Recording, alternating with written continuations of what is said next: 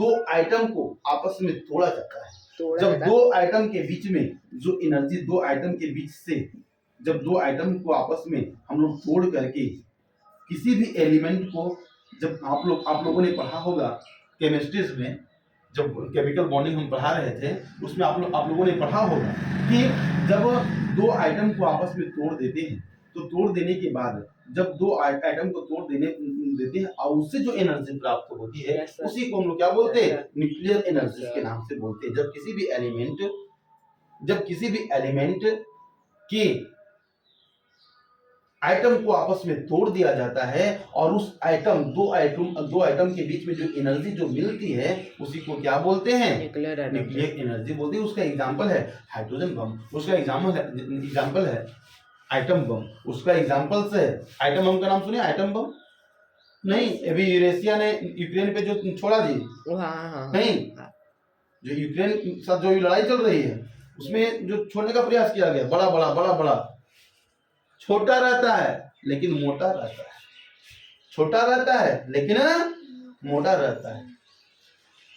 Hiroshima और Nagasaki की बात आप लोग सुना होगा, जापान में जो सेकेंड वर्ल्ड वॉर में गिराया गया था, आपने सुना? नहीं सुना? फर्स्ट वर्ल्ड वॉर में जो गिराया गया, वर्ल्ड वॉर जब पूरा विश्व का युद्ध हुआ तो हिरोशिमा और नागासाकी में क्या हुआ, जो गिराया गया था क्या, बम गिराया गया था। वहां के अभी भी बच्चे जन्म लेते हैं तो पूरा जन्म लेते हैं, ककड़ा जन्म लेते हैं, कोई कान ऐसे चला गया, मुंह ऐसे है, इस तरह का आने विकृत रूप से उनकी जन्म होती है, विकृत रूप में उनका जन्म होता है। इस बात को हमको समझना पड़ेगा। नाम क्या है सर बम का? बम का नाम एटम बम। एटम बम का नाम सुना? नहीं सुना। तो दो हम चले माध्यम पॉइंट की ओर, जब दो आइटम को आपस में ब्रेकिंग किया जाता है तो जब किसी भी एलिमेंट के टू आइटम्स को आपस में ब्रेकिंग किया जाता है और ब्रेकिंग करने के बाद produce of the energy that's called the nuclear energy. समझिए कोई हकीकत है क्या? इस बात को हमें ध्यान देना पड़ेगा। और इसे हम लोग कहते हैं, इसे हम लोग क्या बोलते हैं, न्यूक्लियर एनर्जी के नाम से जानते हैं। न्यूक्लियर एनर्जी में सबसे जो इम्पोर्टेंस होता है वो होता है यूरेनियम। यूरेनियम के न्यूक्लियस को आप तोड़ेंगे तो आपको क्या मिलेगा, एटम बम मिलेगा, मतलब उससे ज्यादा अमाउंट में एनर्जी मिलता है। थोरियम को तोड़िएगा तो ज्यादा अमाउंट में मिलेगा। तो सबसे पहले इसका यूज किसने किया था, जापान ने किया था। मेरी बात में आ रही है? सबसे पहले यूज किसने किया, जापान ने किया। मेरी बात में आ रही है? इंडिया में सबसे अधिक कहाँ बनता है, तमिलनाडु में इसका सबसे ज्यादा निर्माण होता है।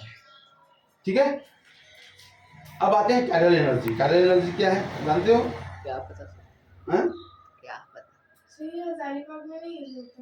कौन नहीं हाँ बनाते ना एक बार यहाँ पर भी, खिरगांव में बना रहा था ना बम, तो अपने उड़ गया, उड़ गया अपने, आग लग गया रामनवमी पूजा में बना रहा था, पता चला वहीं से उड़ गया, जल गया था। ऐसा होता है तो आप भी बनाओ, क्या दिक्कत है? नहीं, थोरियम ला दिया जाता है, उसको तोड़ करके छोटा पार्टिकल से मिलता है, आइटम को तोड़ने के लिए मशीन मिलता है, उसको तोड़ करके उसको प्रोसेस मिलता है, प्रोसेस सब लिखा रहेगा, उसको बना दो, क्या दिक्कत है? थोड़ा सा बना के रख लो, अपना सेल्फी, लड़की हो, लड़की को अपने मतलब सुरक्षा के लिए तो बम बनाना ही चाहिए। कब बोले अरे सर तो बम बनाने के लिए सिखा रहे हैं? नहीं, ऐसी बात नहीं है।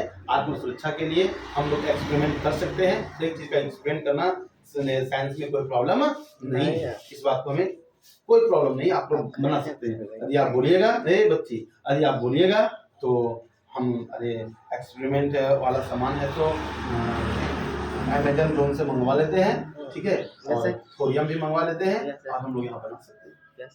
वो तो इलीगल होगा ना? हाँ, ये तो बात है, इलीगल होगा, जेल नहीं होगा। तो हम यदि एक्सपेरिमेंट तरीके से लार्ज अमाउंट में बना करके सीखने तरीके से हम उसको एक वैज्ञानिक तरीके से उसको हम बना सकते हैं, तो बना सकते हैं। वो साइंटिस्ट नहीं, साइंटिस्ट नहीं है वो, क्या है कि आप इसको जो बना सकते हो तो एक सिस्टम वे में करके, सिस्टम वे में जो स्कूल में भी तो बनता है, स्कूल में बनता है। हाँ, हम पढ़ते थे, जिस स्कूल में हम लोग पढ़ते थे वहाँ पे क्या कहते हैं, थोड़ा अमाउंट बना कर दिखाया गया था, थोड़ा उससे कोई इफेक्ट नहीं होता था।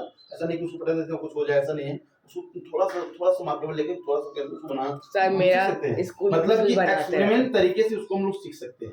ऐसा नहीं कि हम लोग किसी को मारने के व्यू से नहीं सीख सकते, गलत बात है, वहाँ पे आपको नफसिल चल जाइए।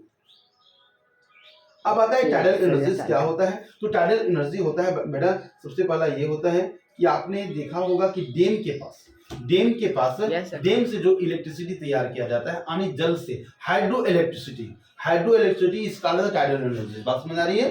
जब बहुत बहुत बड़ा बड़ा डैम, जैसे तिलैया डैम हो गया, ये हो गया, तो वो बड़े बड़े डैम में जो उसको पानी को स्टोर करके और उससे जो इलेक्ट्रिसिटी तैयार की जाती है, that is called tidal energy. समझ रही है। अब आते हैं बायोगैस।